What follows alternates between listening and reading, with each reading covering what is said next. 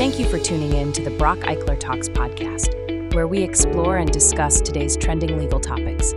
In this episode, we'll discuss a recent labor and employment alert from Brach Eichler titled, "NJ Businesses Must Now Report All Employment Separations."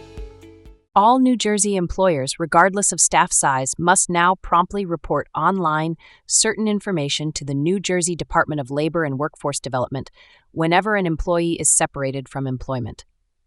To satisfy this reporting requirement, employers must register with the state's new online employer response portal, link in description. For every employment separation, regardless of reason, including layoffs, resignations, terminations, or retirements, employers must report the separation through the portal within 7 days. The reporting obligation applies even before an employee files a claim for unemployment insurance benefits, and regardless whether the employer anticipates the employee will file a claim. Information regarding the termination, including date and reason, must be submitted via the portal. This new online reporting requirement is in addition to an employer's existing legal obligation to provide a separated employee with a completed Form BC-10 immediately upon separation. Form BC-10 includes instructions on how to apply for unemployment benefits. Employers may access the form template at the link in the description. An employer that fails to register for the portal or to timely submit required employee separation information may be subject to penalties.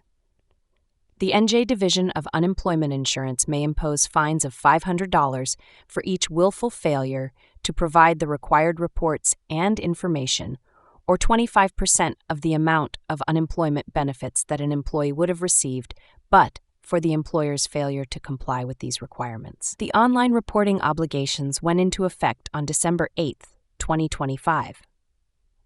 Employers should have in place compliant procedures about processing employment terminations and should ensure that they have registered with the portal. Employers should be mindful of how they describe the reason for the termination, particularly when the termination was not voluntary. Also, in connection with employment terminations, employers should have in place notification procedures about a departing employee's COBRA or Mini-COBRA rights and any rights the individual may have to convert group life insurance to individual coverage. Because of the potential risks and liability, any employer with questions regarding its reporting obligations should seek legal counsel.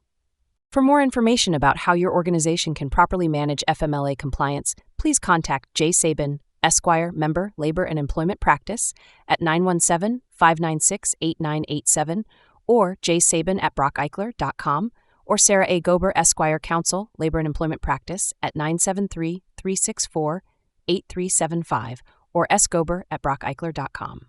Don't forget to subscribe to our podcast on Spotify, Apple Podcasts, and YouTube. Follow us on LinkedIn and Facebook for updates on new episodes. For more information and resources, visit bracheichler.com. This is intended to provide general information, not legal advice. Please contact the authors if you need specific legal advice. Brach Eichler LLC is a full-service law firm based in Roseland, New Jersey with over 80 attorneys.